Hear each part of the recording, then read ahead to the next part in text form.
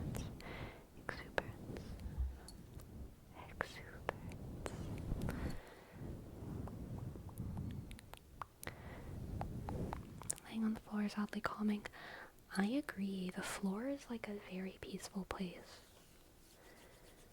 A very peaceful place. Floors are great. Floor naps are great. Floor naps are great. I dislike air mattresses so much. Me too. I'd rather have a floor sleep than an air mattress sleep. Just a blanket, like a rug, a blanket, a pillow, a floor. That's all you need. Hello, Ultraman. Hello, Ultraman. I'm doing well. Thank you for asking. I remember as a kid I used to sleep on the floor all the time. Me too. Me too. I mean, not as much as I did when I was a kid, but I still sleep on the floor sometimes. Just 'cause like, not usually like overnight, but just for like a nap. Like a floor nap, you know?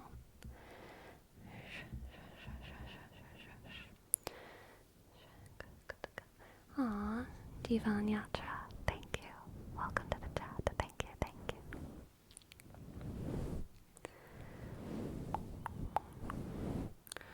When I was a kid, I had my tent in my room, and sometimes I would sleep in there. Nice. I would take my pillow with me and go there for the night. One of my earliest memories was, I think, being in preschool, so I was probably like 3 or so, and I was sick. I was staying home sick, and I think because I was so sick, my parents set up a tent downstairs, like our camping tent, and they filled it with, like, really squishy pillows and blankets. In my head, there was like so many squishy pillows and blankets, and the tent was enormous, but that's probably just because I was a 3-year-old. It was probably a relatively small tent with just like 2 blankets and a squishy pillow or something. But our VHS player, they put inside the tent, and I was like watching Sailor Moon.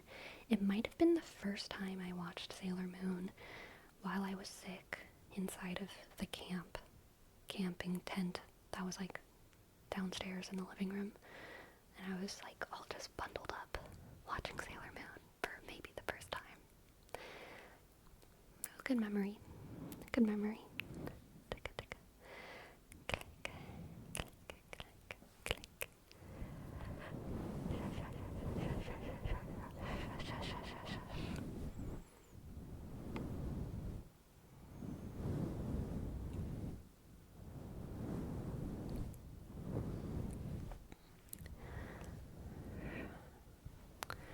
Pillow fort or blanket fort?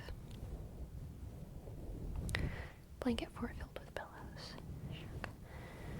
What's the most kid-like thing you do now as an adult?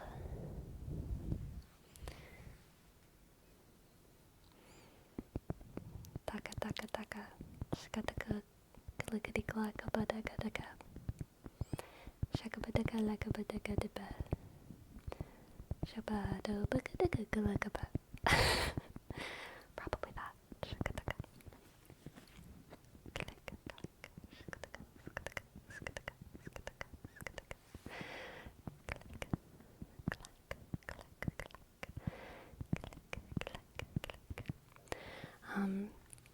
Genuinely though, I feel like, kids know how to regulate their nervous systems in a lot of ways. And a lot of times when adults do these things nowadays, it's associated with stimming and autism. And I think it doesn't have to be, because I think a lot of kids who are not autistic and adults who are not autistic have a need to regulate their nervous systems by like being a little bit weird with their mouths and their hands and their faces. And it does not necessarily mean that you have autism. Although it can totally be an indicator. But a lot of kids, and you'll see this if you're like a babysitter, if you're a teacher, if you just hang out with kids, if they're sitting at the dinner table, they'll just be like doing weird things. They'll be like chewing on their lips in weird ways and wiggling their nose and playing with their eyebrows. They're just like playing with their faces, discovering their faces, moving the skin around on their hand and seeing how the skin wrinkles, like discovering their own bodies, but also like they know how their bodies work. They're kind of just getting out their weird human energy. And a lot of those things we stop doing as we mature into adulthood, purely because of kind of etiquette and being well-mannered and not being weird. But doing all of those things are great ways to regulate our nervous system and just like get out our wiggles. We all have wiggles inside of us, okay? Let's not deny it. You can't lie to me. I know you have wiggles inside of you. I know you do. And one of my favorite things about being an ASM artist is that in a lot of ways I feel like I'm just able to like share my wiggles. Like I'm kind of just being weird, you know? I'm kind of just gripping things and touching things and doing things that I do anyway, but in a kind of intentional way. And not only do I feel like that is kind of cathartic to watch as a viewer of ASMR, I like watching other people do these things. Intentional fidgeting, exactly, Destructicon. But also I feel like it's like genuinely healthy for me to be able to do. And I feel like it's something that is associated with being childish. But it is in fact something that should be much more normalized for adults to partake in, because we all have wiggles, okay? We've all got wiggles.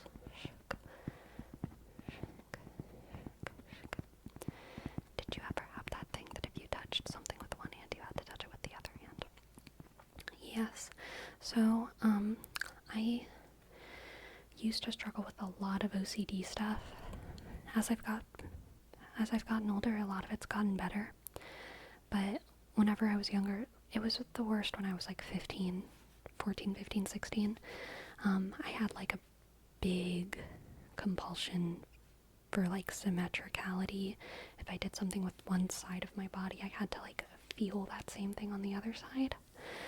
But it especially applied to vision. So like if I saw something, and it was like especially with my peripheral vision, I would need to have like a similar level of kind of visual stimulation on the other side in order for my head to feel like symmetrically balanced. And it was hugely distracting and like debilitating in class, because in a high school class there's a lot of fidgeters, right? Because we're all fidgeting. And so someone next to me, even thinking about it, like, oh god, it gets a certain feeling going inside of me. Someone would be like maybe wiggling a pen, or bouncing their leg, or bouncing their foot, or like doing something that would be happening on one side of my face. And in order to balance it out, I would have to turn around in my desk to get it on the other eye, to feel it happening on the other side of my head. And I was such a good student that my teachers never thought I was cheating, because it looked like I was cheating. I was just like turning around in class and like it looked like I was cheating. But my teachers all knew I wasn't cheating because I was me and I was a good student. But my teachers would be like, what are you doing? Face the front.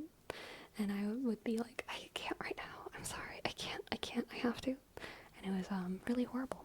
But that's okay, because I'm not in class anymore and there's no one kicking their leg next to me. And it's okay. It's okay.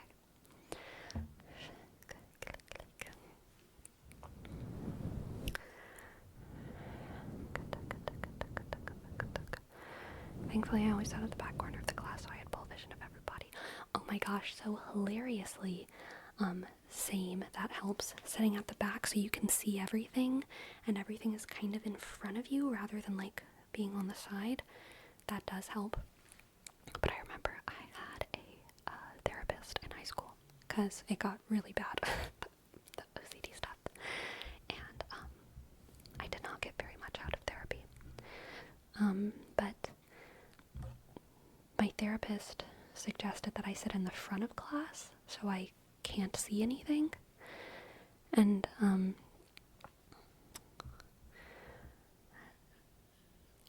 that is not a good solution. It's just not a good solution. Therapists are just trying their best, but like it's it just made me feel like there was,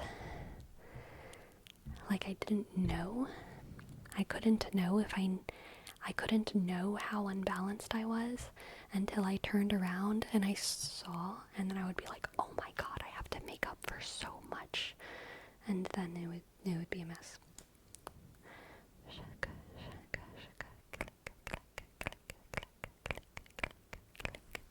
Exactly. Having everyone behind me felt weird. Now, once I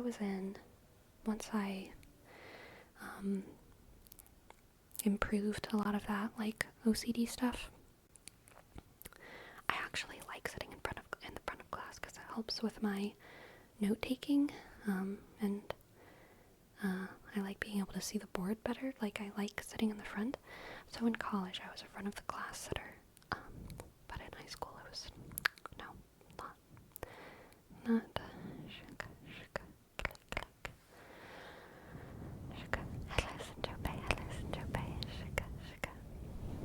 Why did it feel weird? Paranoid about what they're doing or thinking? I didn't care about what they're thinking. What they're doing physically, when it came to, like, literally. So again, I had this OCD thing about stimulation on parts of my body. So even if it wasn't touching me, if I felt like people on this side had been moving around a lot, then I wanted to even that out on this side, even if I didn't see it. So if halfway through class I realized that there were really fidgety people on this side and I hadn't been able to control it by doing my silly turning around thing, then I would feel like I had to make up for it. So I would spend the rest of the day orienting my body in weird ways to get more motion on this side of my body. And it was very bad.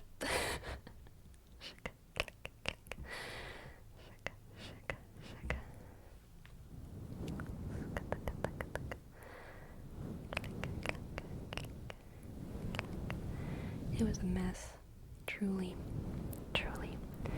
But it got a lot better as I got older. It got a lot better.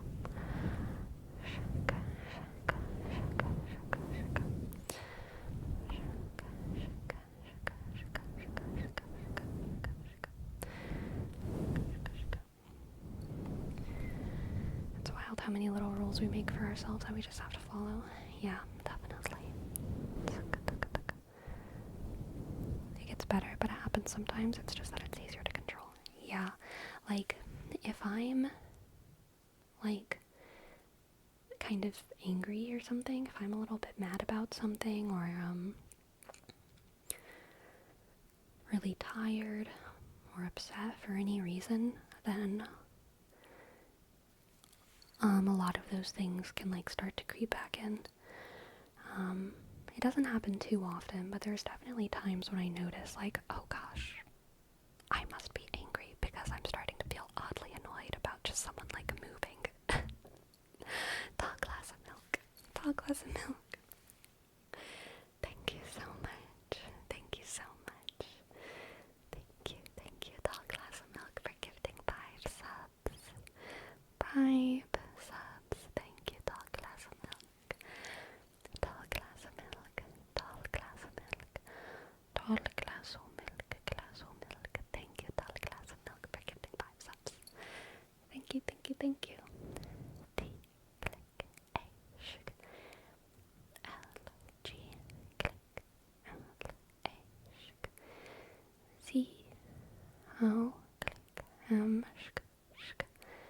I, click, L, K, sugar. Thank you. Thank you.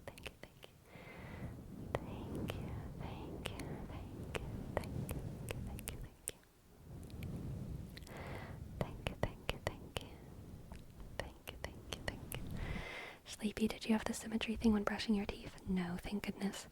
I hated it. I had to count the brushes on each side or it would feel wrong. Interesting. Interesting. So, weirdly enough, like, OCD has so many stereotypes about it, and a lot of times, those stereotypes exist because, a lot of times they're true, like, when it comes to the obsessions and compulsions that people have, but there are so many exceptions. There's so many people who have very strange expressions of OCD, and something that's super heavily associated with OCD is hypochondria, which often manifests in, like, people washing their hands too often or too roughly. I kind of had the opposite. I was very grossed out by bubbles, which I've talked about a couple of times.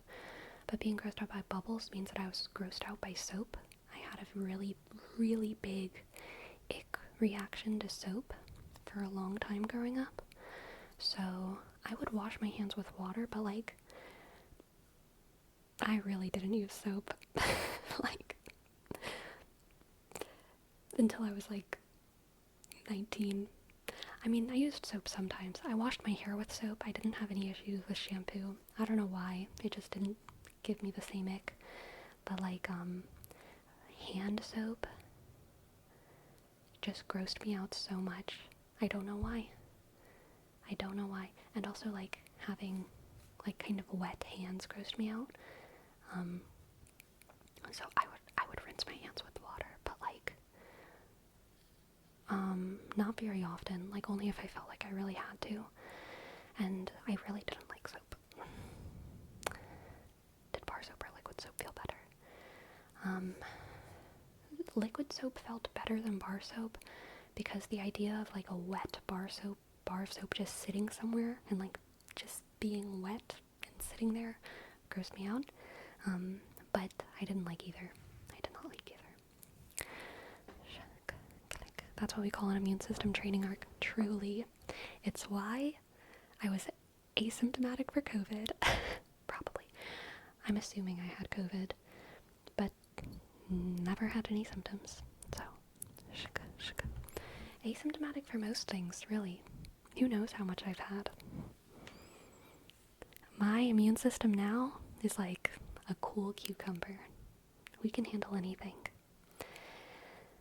BRB, let me stop using soap for 19 years. Yeah, I really lived a pirate lifestyle.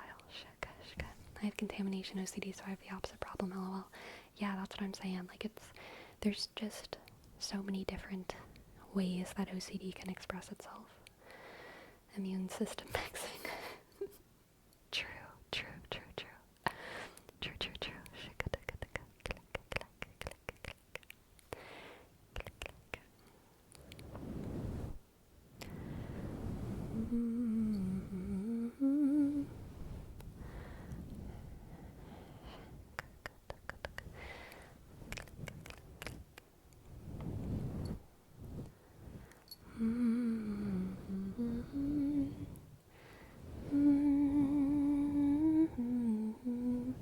I live with clingy dogs, so everything I consume has a sprinkle of dog hair and slobber, so hopefully it's raising my poison resistance, or else it's all for nothing. Yeah, for sure.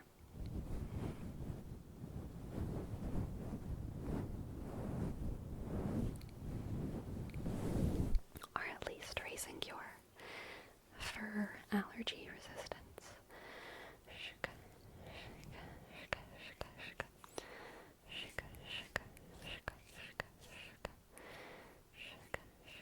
Do you find feathers gross? Nope. I do not. You have the best calming voice I've ever heard. Aw, Joshy, thank you. Very kind. Very kind.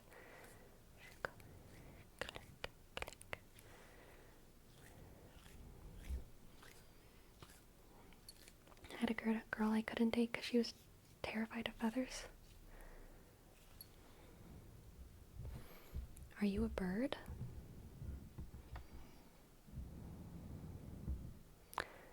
I think we've just figured out Sinchobe's true form.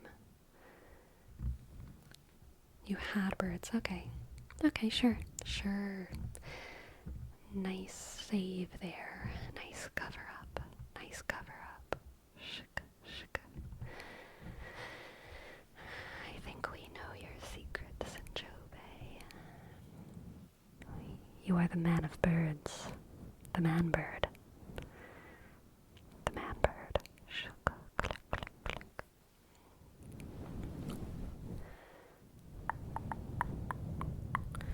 You should do glue sticks on the mic. Where?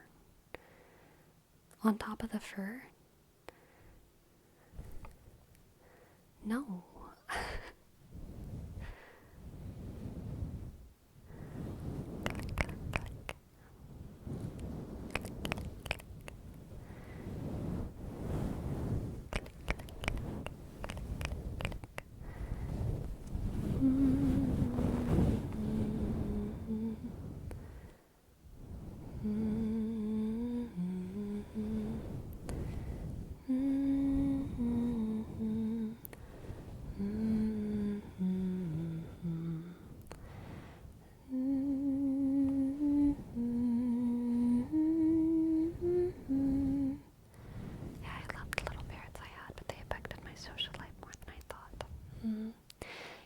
I had a bird aunt for a while. She had like 6 or 7 birds, and most of them were parrots.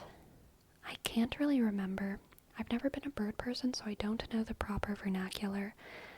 I know some of them were parrots, but some of them weren't parrots, but they were still like talking. They were in like the parrot family, parakeets, and then she had like some like light colored ones that I can't remember, not parrots, but they also talked. And they had like a little yellow poofy, I think, but I can't remember what they were called. But they were all super, super smart. Very smart birds. And cockatiels, maybe. But they were so fun. All those birds, they were truly so smart. Cockatoo or cockatiel. I think maybe a cockatiel. And parakeets. Yeah. So I know she had some parrots, and then yeah, I think a cockatiel. I don't think it was a cockatoo, but I don't really remember. And then yeah, I think maybe parakeets, but I don't know. But yeah, they were so fun. Oh gosh, I love them. I don't think I could ever be a bird mom though. I think they are. Why couldn't I be a bird mom? I think I just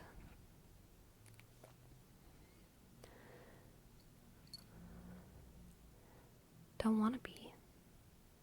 But I don't know why. I just don't want to. But I do love them. I do love birds.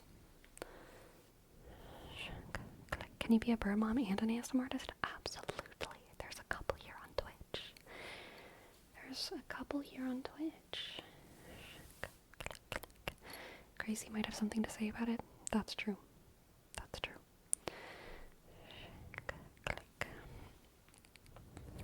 Yeah, I kind of agree with Destructicon. I could be like a wild bird mom, like in the same way that I think like taking care of stray cats could be cool.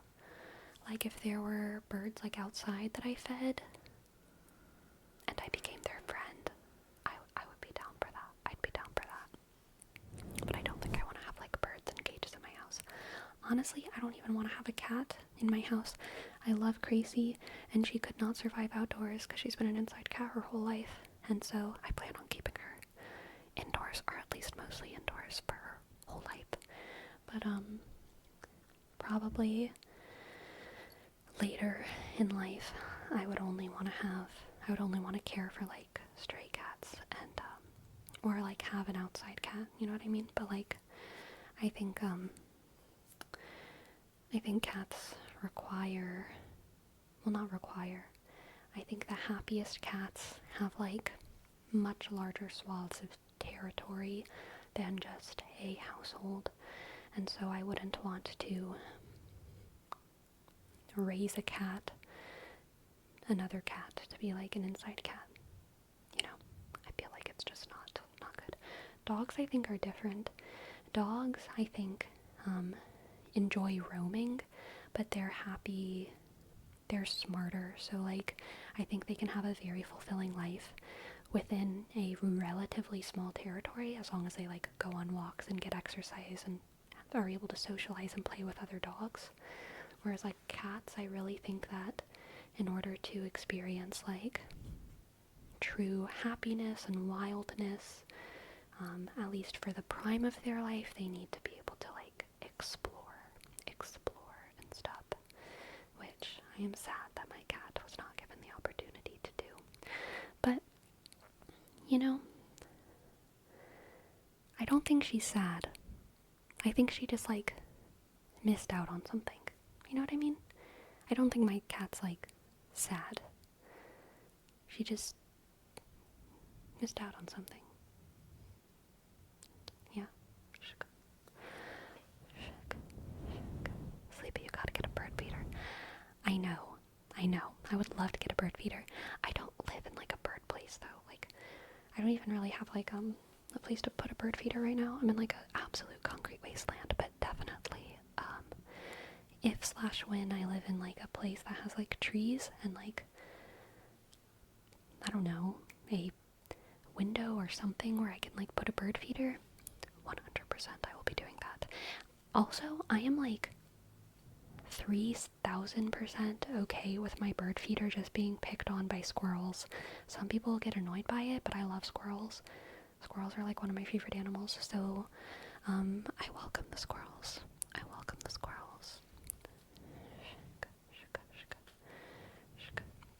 I probably can't be sad about something you don't know you missed. I think you can be when you're an animal. I do. Like, I think a lot of people who've lived in confinement for most of their lives are probably sad that they've like never gone on like a walk in the woods or a walk on the beach, even if they don't know that those things exist, you know? Or maybe people who've like lived their entire lives in a city full of smog. There's probably a sort of sadness that exists within their body for not being able to see the bright sun and smell the fresh air, even if they can't, even if they're like, they don't have, even if they don't know that they want that. I think they would, because they'd probably like see the news and like look at pictures of like Fiji and figure it out. But like, I think even if you don't know something, your body can experience like a sadness and a craving for it, even if psychologically you can't. Like, I don't think my cat thinks in words. I don't think my cat is thinking like, oh, I wish I had a larger territory, because I don't think cats think in narratives, because they're too dumb. Cats are not extremely intelligent. But I think that my cat has experienced a certain body sadness of not being able to explore and climb trees and chase birds. Yes.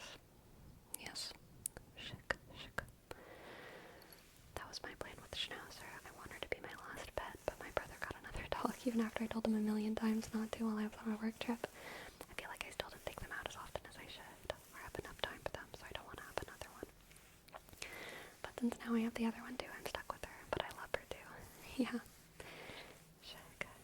I read something about how open world survival games kind of tap into that desire. Oh yeah, absolutely. It's like when captive penguins can't find rocks to give their penguin partners. They get irritated even if they've never seen a rock in their life. Is that real? I had no idea. I know about the penguins giving rocks to their penguin partners, but I had no idea. Are there really penguins in captivity, like, looking for rocks? God. That is so sad. That is so sad. That's so sad. I'll have you know my cat's incredibly intelligent. He just fell off his cat tree while hanging upside down trying to attack the string blinds. Amazing. Give them rocks. True. Jombud. Hashtag give the captive penguins rocks. I mean, honestly, hashtag set the penguins free. 2024. Alright. It's time. Let's make 2024 the year of the penguin. Let's set them free. Them and their rocks. I don't think all penguins do it, but if there's a bad zoo that doesn't provide them as enrichment, the penguins get irritated. Maybe penguins just get the natural need to give something for their partner, and rocks is what they're used to. Yeah, that is exactly what it is. What Chinese zodiac year is 2024 anyway? Good question, no, but I'm not sure.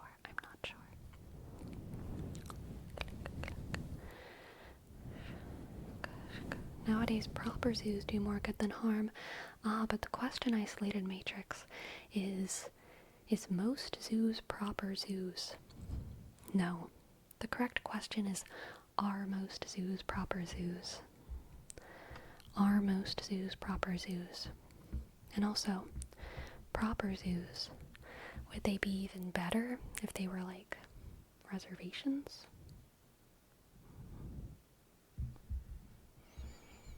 You know what I'm saying? Like, could they be better? Could they be better? But I do understand what you're saying. There's a lot of zoos that provide a lot for their inhabitants and give them enriching lives. I am just always critical of institutions that profit off of sentient beings. Profit off of the production of sentient beings, I should say. Breeding. I'm talking about breeding and taking animals from the wild as well. Not really, because they need money to fund their research and conservation efforts. Let's take all of the military money and give it to research and conservation efforts, and then we can abolish zoos. No war, and we save all the animals. How's that? No war, we save all the animals. I think I've solved it, personally. I don't even think, honestly, hot take, I don't even think if we were getting rid of the military, every military on the planet, which I know is ridiculous, but just hear me out. Let's just be ridiculous. Let's say everyone's a pacifist, which I know is ridiculous, but like, let's just say it. If there was no war, I don't even think we would need to use all of that money to satisfy the science researchers. I think some of it could go to history researchers and medical researchers and anthropologists and artists and education. It would be super cool. It would be super cool if we could just like stop fighting,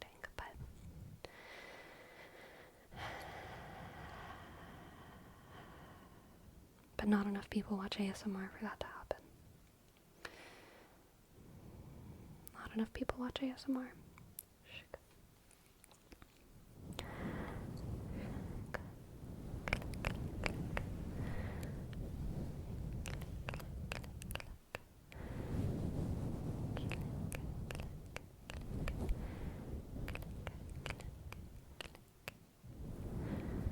Click, clank, click, click,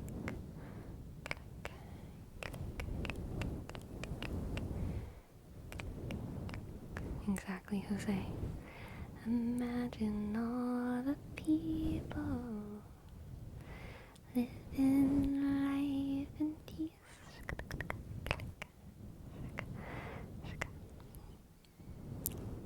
I'm okay with that, Destructicon.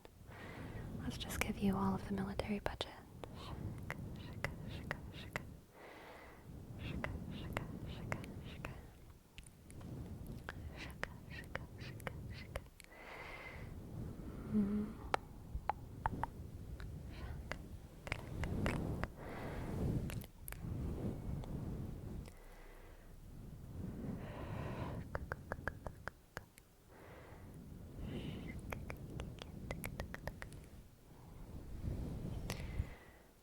all Sears stores are now parking garages. Oh my goodness.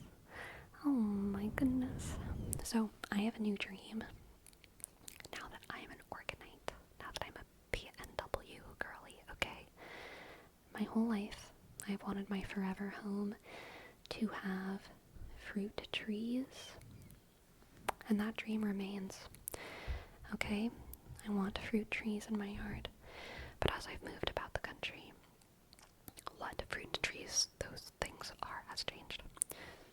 So when I was in Louisiana, I wanted a loquat tree and a satsuma tree, and a kumquat tree. Those don't grow super well in the PNW. So I want apple trees, pear trees, fig trees. But the most recent addition to my fruit dreams is a grapevine, okay? I want to have a grapevine, which honestly is not that ambitious because grapevines, I think, grow like way faster than a tree. Like a lot of fruit trees don't produce until they're like a couple years old, but I think a grapevine will like produce like pretty soon. Grapes, my own grapes. I want to make my own grapes. I want to have my own yard that makes my own grapes. Grapevines don't produce that much or that infrequently. Don't tell me that. I'll just plant a lot of them. I want to have one of those. And this is relatively common. I've seen a lot of these in like central and southern Oregon. People whose entire fences, their yard will be fenced in. And the whole fence is a grapevine.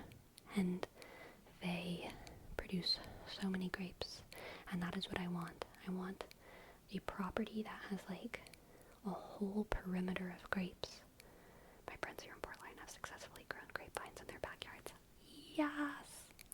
Yes, Razzie Star, that is what I want. That is what I want. I want a grapevine. And I feel like I can do it. Not here, because I don't have a yard, but if/when I have a yard, I want to have a grapevine. I want to have a grapevine.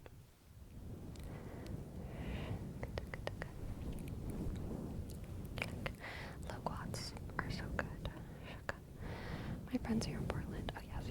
Remember, if the grapes are over the fence, it's public grapes. I am so for that. I am so okay with the public eating my grapes. Because I will have plenty.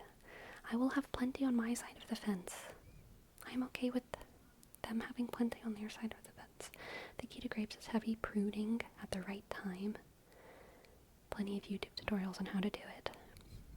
Good. I can follow a YouTube tutorial. Banana trees grow really fast. I have one in my backyard. I also have an orange tree. So I grew up with a banana tree in my backyard, but it didn't produce bananas. It was a banana tree, and it was alive, but it just produced no bananas. So, yeah.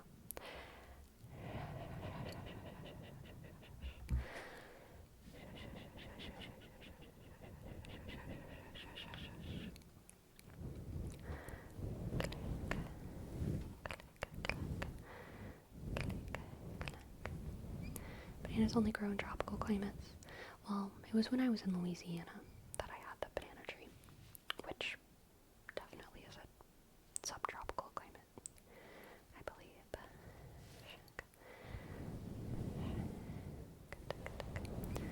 Sleepy, do you have a favorite Police song? I don't know what songs the Police listen to, so I don't know. I don't know what my favorite Police song is.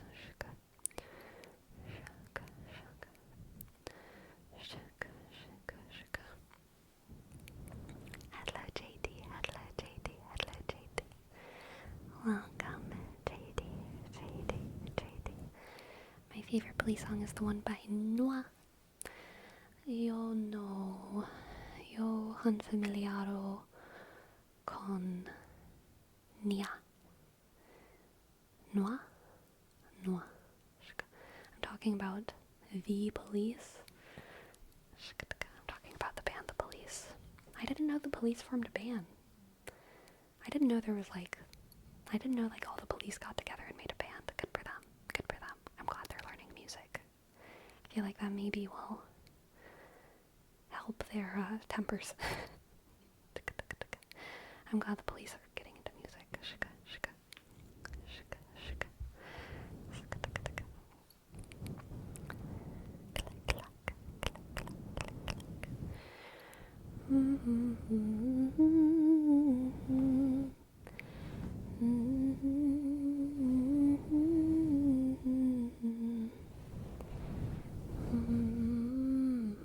I was working earlier than I fell asleep. Oh, that's okay. You can just go back to sleep. Go back to sleep. Go back to sleep. Go back to sleep.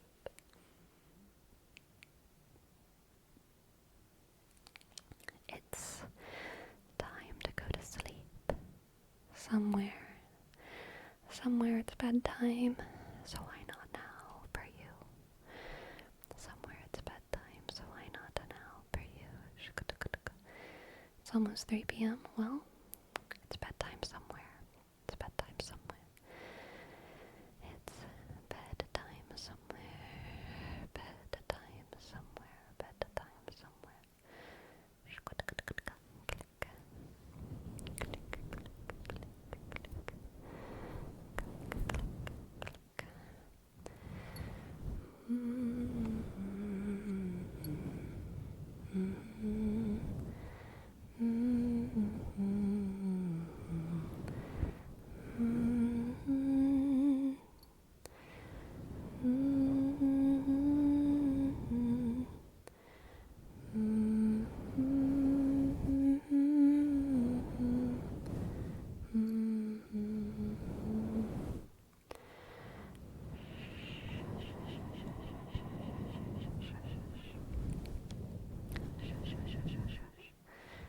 Shush, it's okay.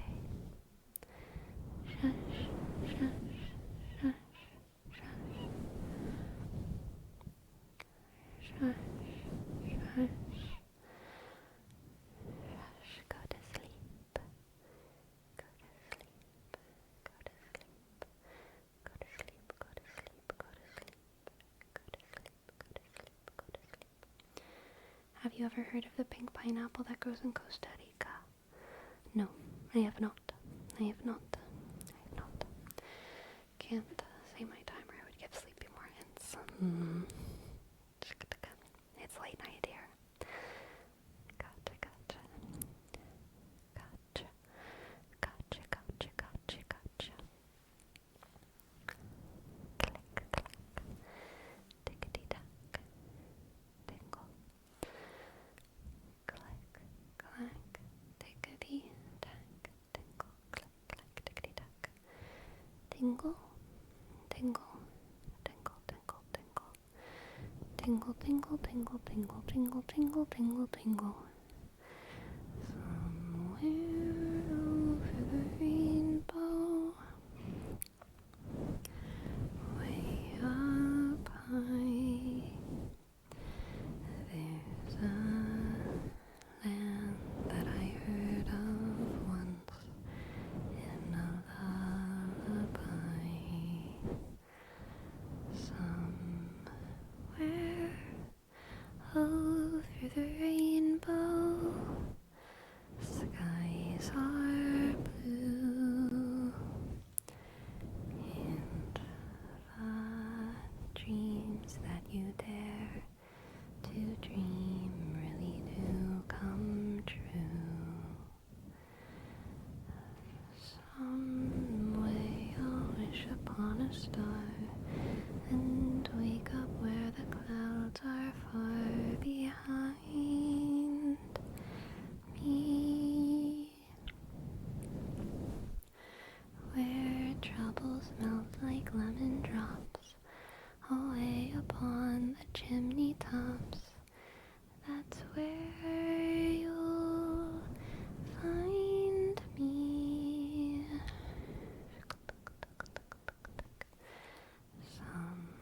Somewhere over the rainbow, bluebirds fly. Birds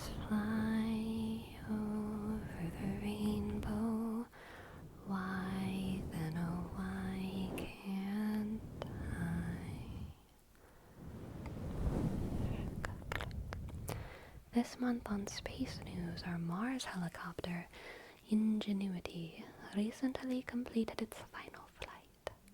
Having surpassed its initial mission objectives, Ingenuity remained operational for over 3 years beyond its planned duration. Now it will remain stationed on Mars, continuing to transmit the data until its solar panels can no longer generate power, signaling its final transmission. With one last beep.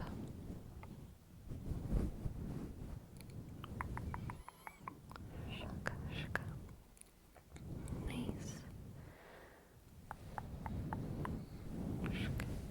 Hey, Michael? I need you to focus, okay?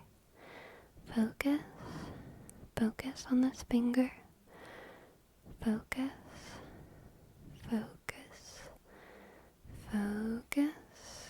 Focus, Michael. Michael, remember you are Michael, okay?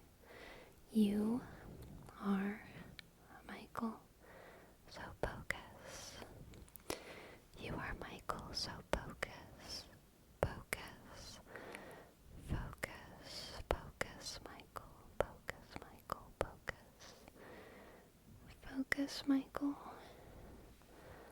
Focus, Michael. Focus, Michael. Focus, Michael. Focus. Michael.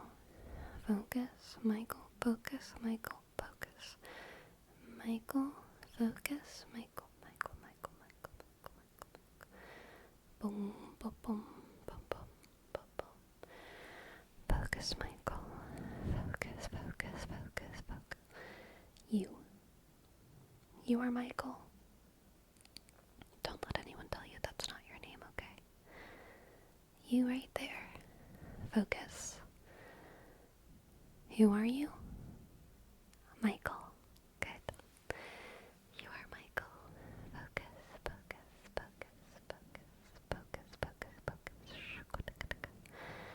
Focus.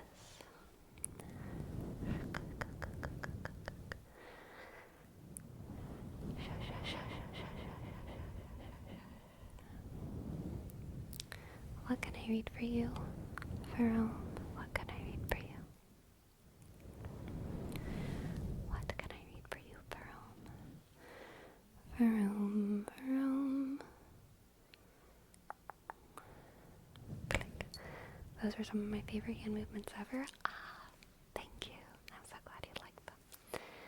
Somewhere Only We Know by Keani? Keen? Something like that. Somewhere Only We Know by Keen. Shika, shika. I walked across an empty land. I knew the pathway like the back of my hand. I felt the earth beneath my feet. Sat by the river and it made me complete. Oh, simple thing, where have you gone? I'm getting old and I need something to rely on. So tell me when you're gonna let me in. I'm getting tired and I need somewhere to begin.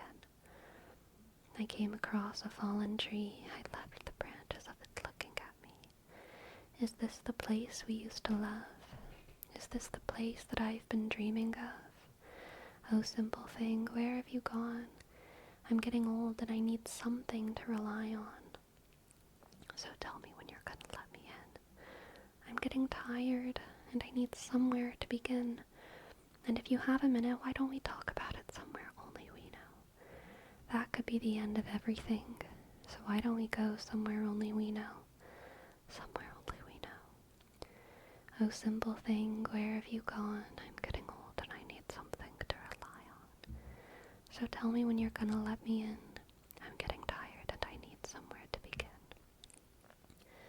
And if you have a minute, why don't we go talk about it somewhere only we know? This could be the end of everything. So why don't we go?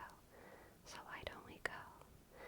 Oh, oh, oh, oh. This could be the end of everything. So why don't we go somewhere only we know? Somewhere only we know. somewhere only we know.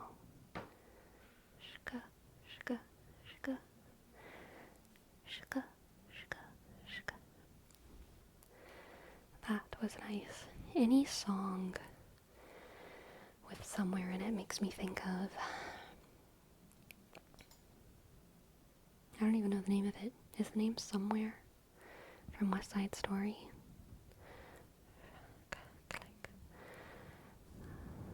Which I can't even think of how it goes. I just know that that song made me think of that. How does the West Side Story song go?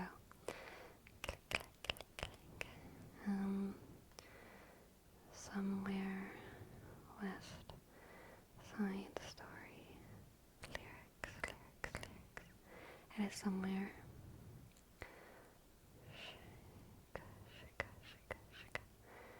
No, that's not what I want. Is what I want someday, somehow.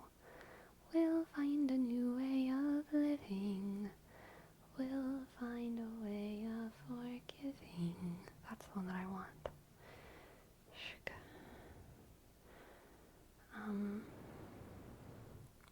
Someday, somehow, we'll find a new way of living.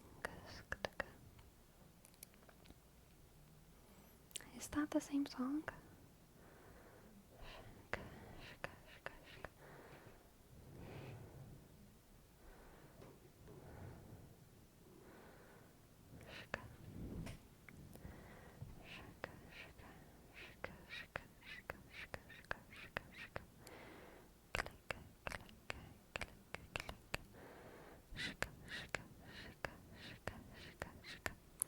I remember somewhere, but not those lyrics. There's a song in West Side Story, and it's a duet between Maria and Tony, and it's their last, I think it's the last duet they sing together, and they're saying, someday, somewhere, somehow, and it's really pretty. What is that song called?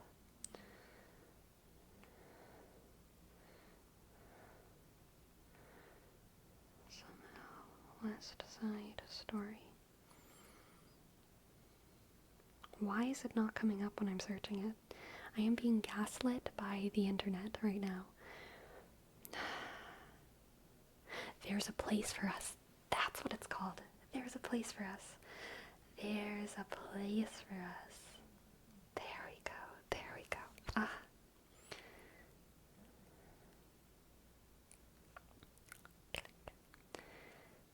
Here we go. There's a place for us. Somewhere a place for us.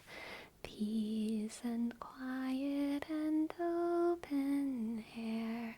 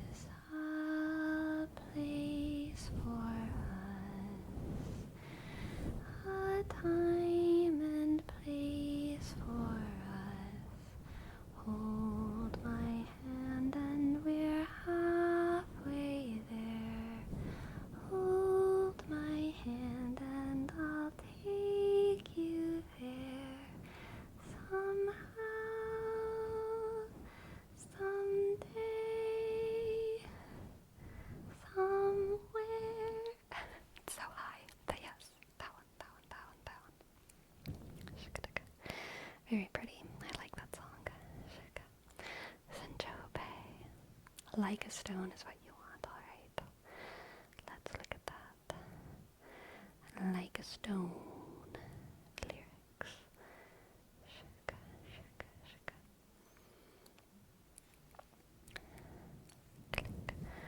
On a cobweb afternoon in a room full of emptiness.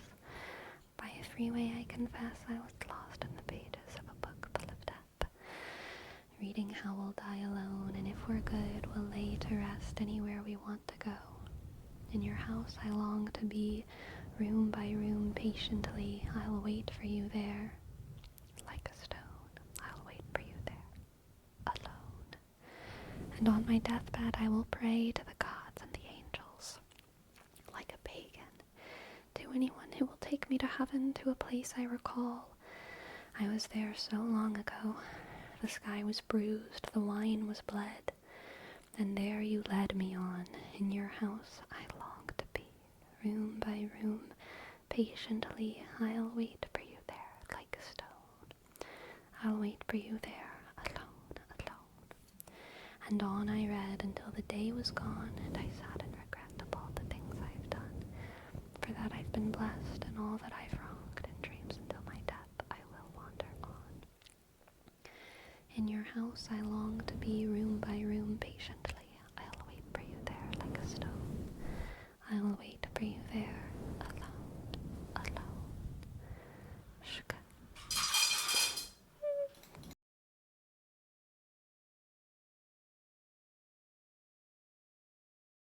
I'm so sorry. I'm so sorry I forgot about the thing. I'm so sorry I forgot about the thing. I'm so sorry I forgot about the thing. Somewhere. It's okay. There's a place for us, y'all. There's a place for us. There's a place for us. There's a place for us.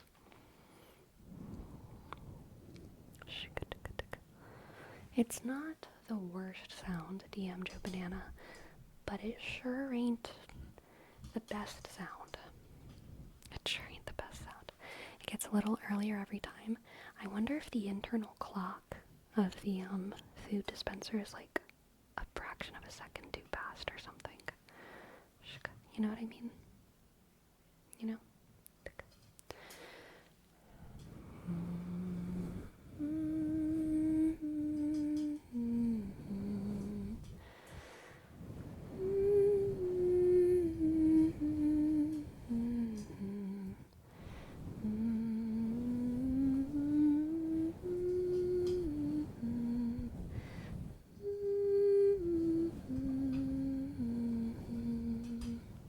What can I read for you? Nova.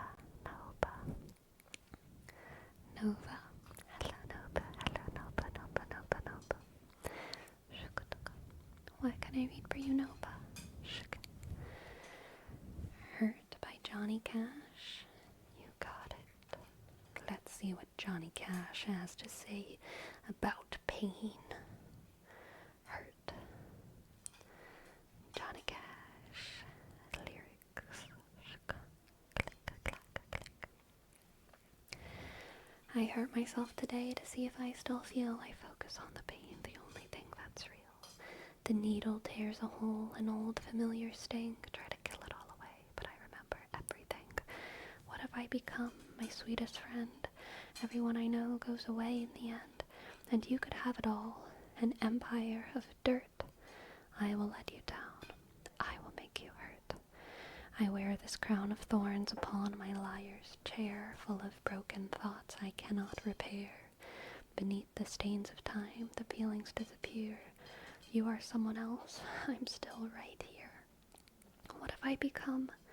My sweetest friend. Everyone I know goes away in the end. And you could have it all. My empire of dirt. I will let you down. I will make you hurt. If I could start again 1,000,000 miles away, I would keep myself. I would find a way. Just throwing this out there. I feel like Johnny Cash had like a bad day when he wrote that song. Hello, girl. Did Did you like your food? What's up? What's up? That was such a silly sounding meow. A little chirp. Little bird noise. Meow. Hi.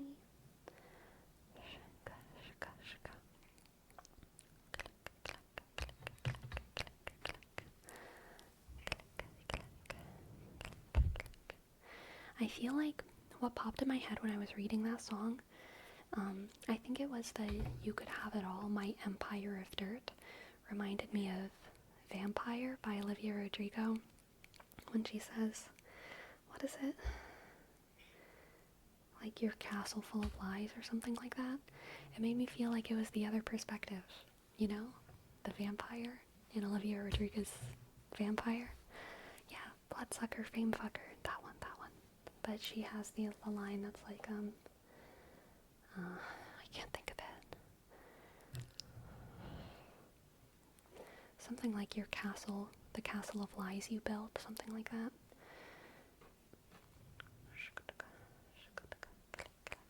You didn't write out a band called Nine Inch Nails, did Gotcha? But the touching thing about it is that Johnny Cash covered it when he was really old. And soon after he passed away. Gotcha. You wanna come up here, girl?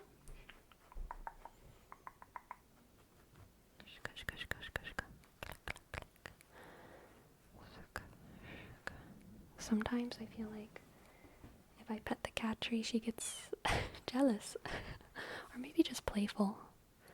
That was such a cute little bob. She plays very gently.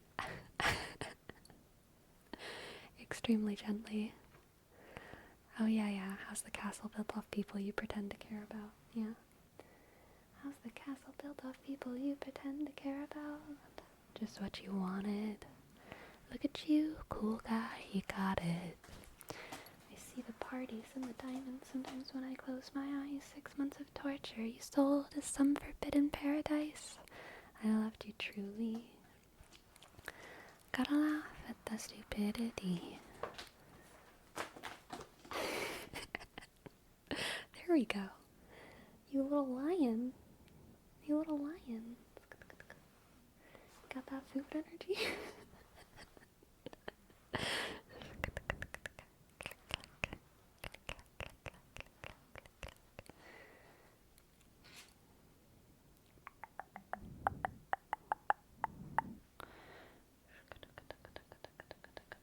You know what I feel like she'll like even more than that, honestly? It's this bobby pin.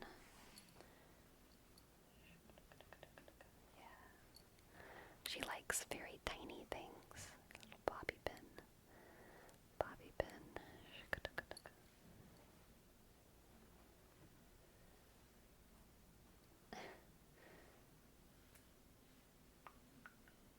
Very gentle player.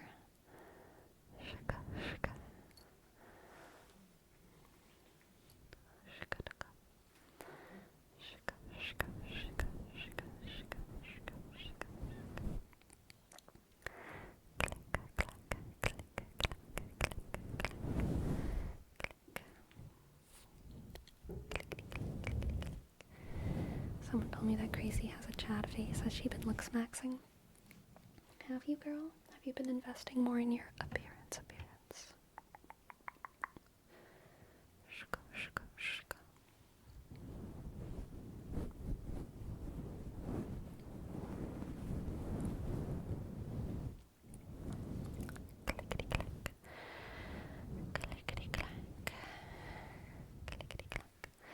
Exactly, Burrow. When you cook at home, what is your usual sides? I like veggies, potatoes, or rice in general. So, when I'm by myself, when I cook at home, for me, I'm kind of like a mono-meal girly, you know? Like, I really like just having one thing, but like a big portion of it. And so sometimes veggies are included in that, but they're usually like mixed in, you know? Rather than having like pasta and vegetables, I'd rather have like pasta with vegetables. You know what I mean? So I don't really do sides. Um, and that's that on that. You should do spray bottle on mic.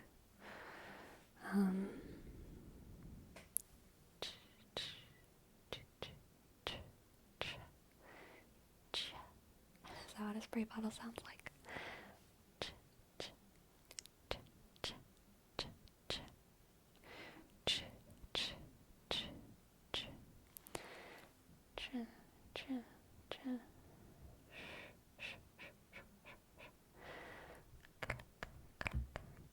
I make day pasta, one big pot of pasta for breakfast, lunch, and dinner. I can't do that. Then I would just end up having one meal that day. If I'm making food, I'm just gonna eat all of it, like, immediately. I'm not good at, like, making food and then just, like, putting it away. I don't know.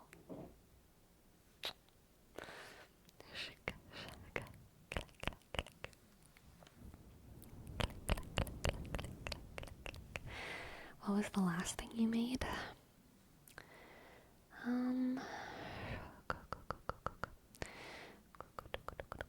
I think it would have been rice. It was rice with pasta sauce, like tomato sauce. Because sometimes I just pretend that rice is pasta. Please don't tell the Italians. They're gonna get mad at me. But it was good. It was jasmine rice with pasta sauce, and I had broccoli and cauliflower. In it.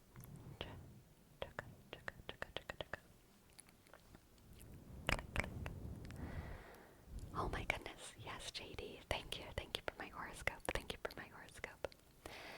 Go ahead and light a fire to your ideas, fully fleshing them out from beginning to end with all your passion and commitment. Oh my goodness. Telling me to do a lot there, horoscope. You are capable of achieving your dreams because you've learned from past mistakes and are now ready to grow from your experiences. Stay aligned with your true, authentic self and create opportunities for yourself instead of waiting for them to come to you. Don't stop until you get where you need to be. Nice. I like it. We put ground beef in our pasta. So I grew up in a family that put ground beef in their pasta. I don't do that now because I'm vegan, but I did grow up doing that in my family. When's your birthday? JD just told you. JD just told us all, Nick Jake. JD just told us all.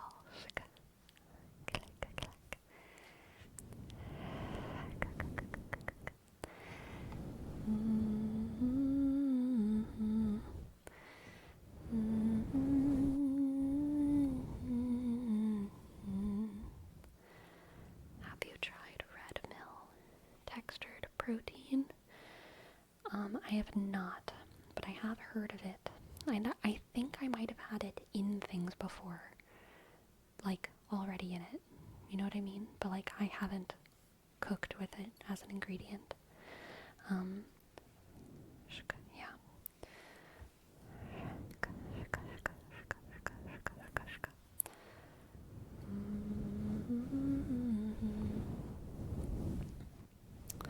Honestly, Queen Toasty, my family did that too. And I loved it. I loved the simple pasta. I didn't realize it was poor pasta. I was a kid. You know how it is.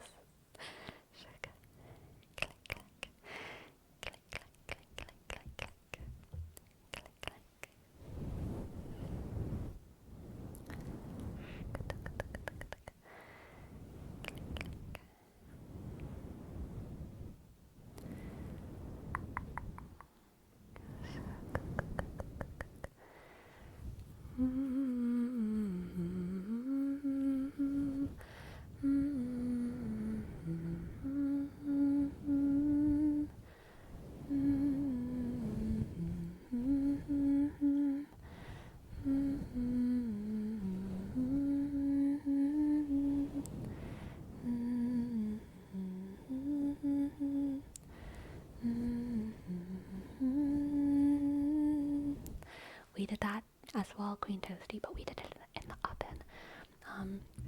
My dad would take hot dog buns and break them so they would just be like long pieces of white bread. I don't know why we never did it with sandwich bread. I don't know why it was always hot dog buns, because we didn't have hot dogs very often. But we would take hot dog buns and break them in half and put a little bit of butter and cinnamon and sugar and put it in the oven and like make a whole pan of them, and we would each have like 2 of them or 1 of them with dinner. Sometimes we would just have butter on them. So sometimes we would do yellow dinner, and we thought it was fun. It was like, yellow dinner, we're having yellow dinner, and it was corn on the cob with those hot dog buns, and they just had butter on them and half a banana, and that was on the plate. It was a cob of corn, a hot dog's bun worth of toast, and a half a banana. Yellow dinner. Yellow dinner. Yellow dinner.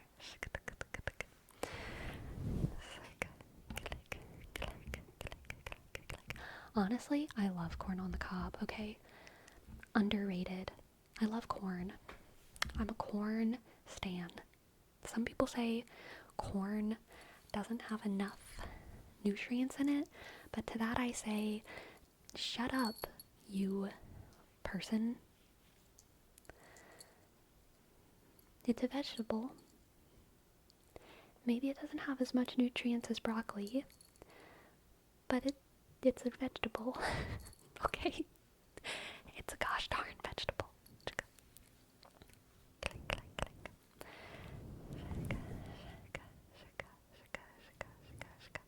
And thank you so much for the sub, Space Jambo. Thank you, Space Jambo, Space Jambo, Space Jambo. S B click A shk C E shk J click A sk M click B click O. Space Jambo. Thank you, Space Jambo. Green Ninja, your dad did that with hot dog buns too. Oh my goodness, amazing.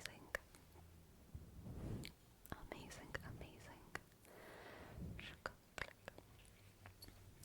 Click. Corn is trying its best. Definitely. Is garlic or onions vegetables? Yes, both.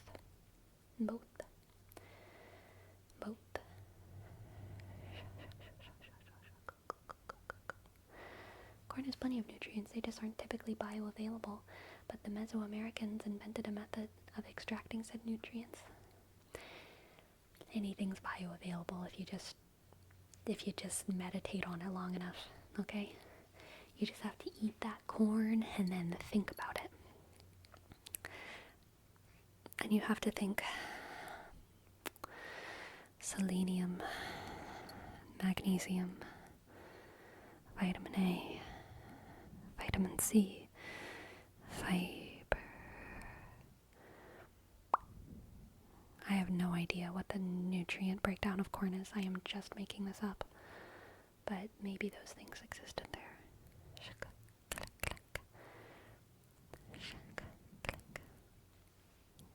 From one cat tree to the other, just like that. Hello, Koala ASMR. Hello, welcome in. I'm doing great tonight. Thank you for asking. I was super impressed you knew so many nutrients in corn. Nah, I was just listing nutrients. Just listing them off. So true, JL. A big lump of knobs. It has the juice.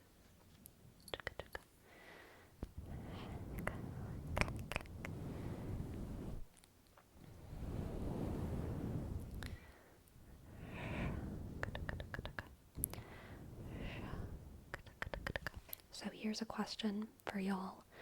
Whenever you bake corn, do you bake it inside of the husk and peel it afterwards? Or do you peel it and then bake it?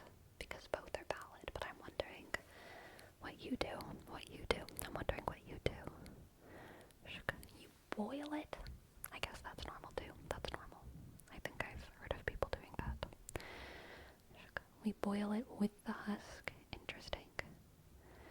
You're so attractive when you talk corn. Okay. I'm gonna talk about corn on all of my dates in the future. It's gonna be the first thing I bring up. People are gonna be like, what are your hobbies? And I'm gonna be like, have you heard of corn? It's a vegetable.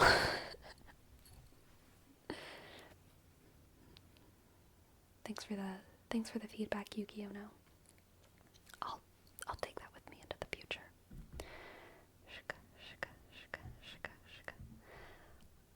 Alright, it's gross, you got it. Mantequilla. Mantequilla, mantequilla, mantequilla, mantequilla, mantequilla. Mantequilla, mantequilla. What's Yara's game? Corn. Exactly. People are gonna think you grew up in Kansas. I'll be full of surprises then. Full of corn surprises. Mantequilla, mantequilla, mantequilla, mantequilla, mantequilla. It's gonna lead to a second kiss that feels like a 150-pound leg extension. True. Mantequilla, mantequilla, mantequilla, mantequilla, mantequilla, mantequilla. You can never be too careful about a corn surprise. Very true, very true. Mantequilla, mantequilla, mantequilla. Mantequilla, mantequilla. Mantequilla, mantequilla, mantequilla, mantequilla. Mantequilla. Mantequilla. Mantequilla.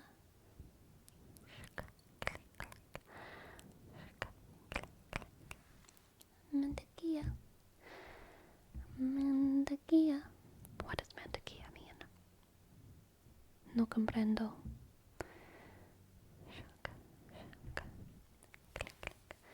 Butter. Gotcha.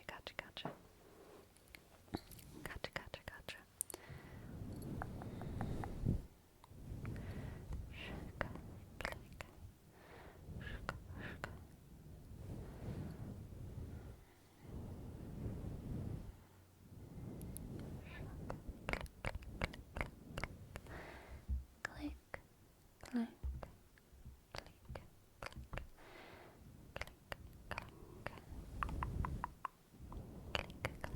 click, click, clack, ba-bum, ba-bum, ba-bum, ba-bum.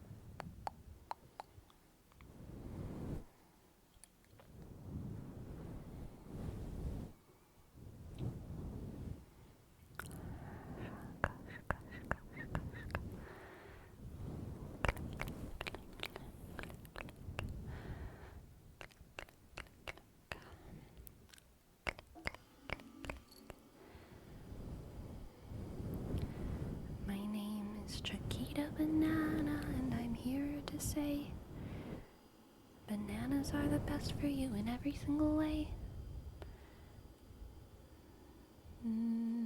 They are banana golden hue.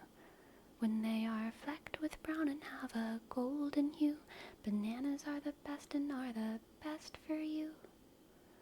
You can put them in a salad. You can bake them in a pie. Any way you want to eat them. There is just no way to beat them. Bananas like to ripen on the very, very tropical equator. So you should never put bananas in the refrigerator. No, no, no, no. Cha, cha, cha.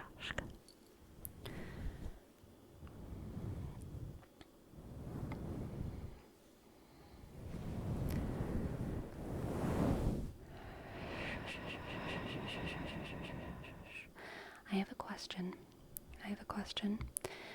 To the Europeans, your bananas, do they also primarily come from Central America? / where do your bananas come from? Europeans? Because in America, our bananas come from what are called banana republics, which are countries whose entire economy is based off of banana production. And in fact, the banana companies kind of have control over the government because they have more money than the government a lot of the times. And it's a pretty complicated and probably bad situation. But I am curious about whether or not the banana republics are only supplying bananas on the Western Hemisphere, or if they also supply bananas on the Eastern Hemisphere.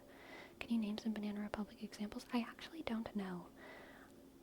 My brain is saying Ecuador, but I think it's just making that up. I don't even know if Ecuador is one of them. I don't even actually know where Ecuador is. I'm so sorry. I don't know. I'm just pretty sure they're in Central America. But Chiquita Banana would be the company. Chiquita Banana is the company of bananas. Honduras? That sounds... Yes, Ecuador produces a ton of bananas. Gotcha. Cuba, Colombia, Costa Rica, Guatemala, Honduras, Panama. And Ecuador is in South America? Then maybe it's South America and not Central America. That is also possible. In my head it was Central America, but it might be like Northern South America.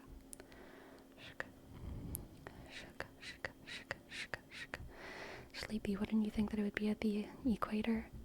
You know, I would, but I would never want to say that unless I knew for sure. When I was living in Spain, most of the bananas came from Canarias? I don't know where that is.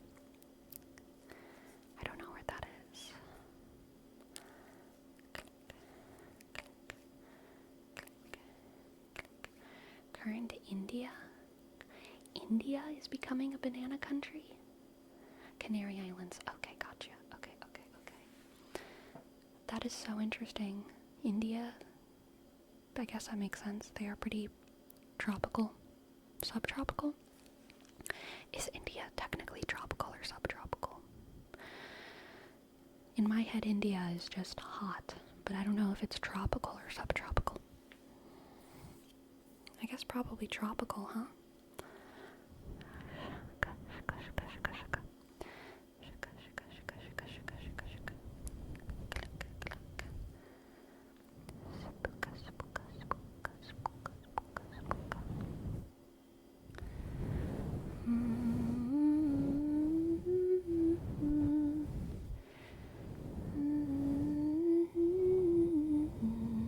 Welcome to the Tragedies parade. The Canary Islands in Africa. Oh man, you know what? I think I knew someone from the Canary Islands, so I should have known that. I used to have like an online friend that was from the Canary Islands, and they would send me like music from Africa, African music. So I should have known that that was where that was, but I kind of forgot.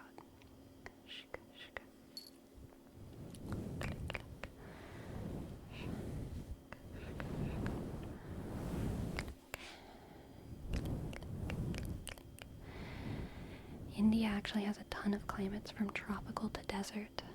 I see.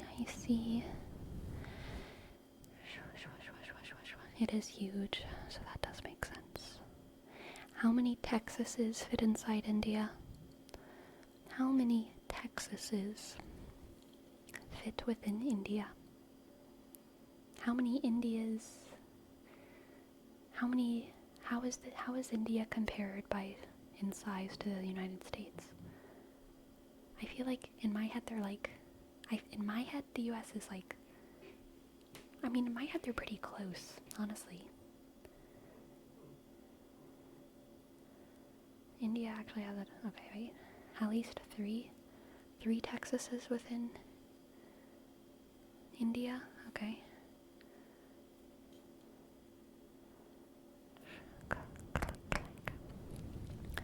4 times bigger than the United States? Oh, wow. That's an important fact for me to know. Damn. Thank you. No? No, no? Then Texas. Okay. Okay. That makes more sense. That fits within my conception of the world.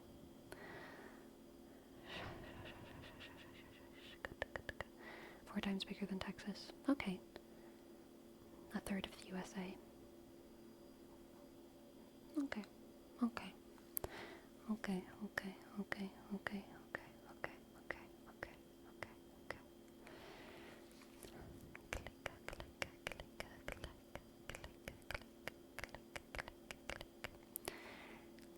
Click, clack, click, clack, clack, clack, clack, clack, clack, clack, clack.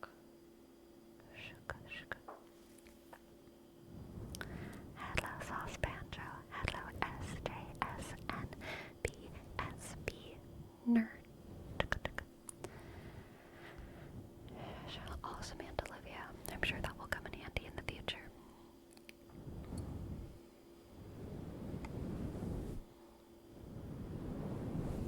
Is India still slowly on the road to eclipse China in population? I remember like 7 years ago, that was definitely like the vibe. Like India had a faster growing population than China, so it was probably gonna eclipse China. India has taken over now, and yeah, India has a larger population than China last year. Dang, interesting. Exciting. Exciting, exciting.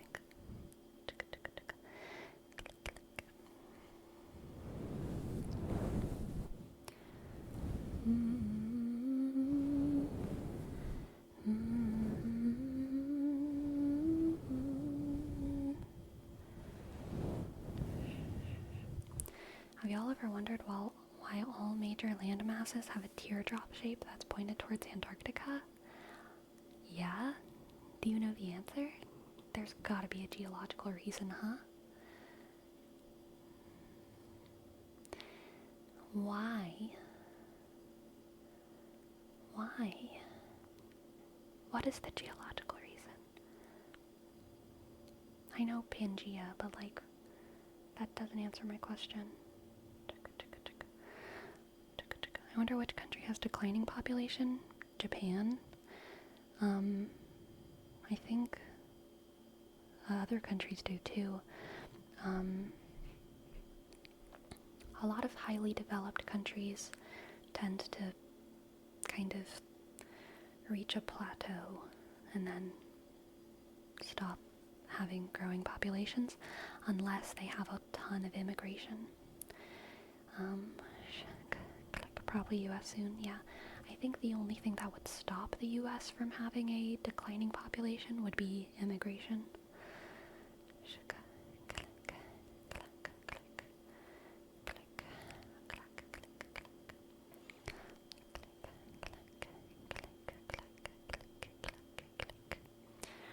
Click, clack, click, clack, click, clack, clack, click, clack, click, clack, click, clack, clack. I don't think that's the problem, Vextree. I mean, I think that is part of the problem, but I think the main problem is that generally the more highly educated a population is, the less they tend to have children. And the less children they tend to have if they do have children. That's the main driver of the declining population in highly developed countries and cities.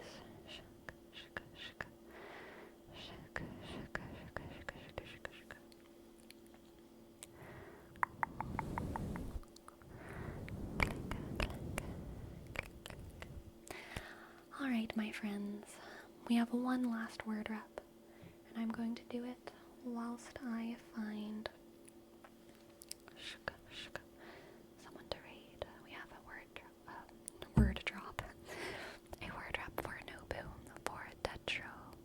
Tetramino. Tetramino, tetramino, tetramino. Tetramino, tetramino. Tetramino. Tetramino. Tetramino. Tetramino. And we're gonna read Amy Pie Tetramino because she is wonderful. And so very tingly.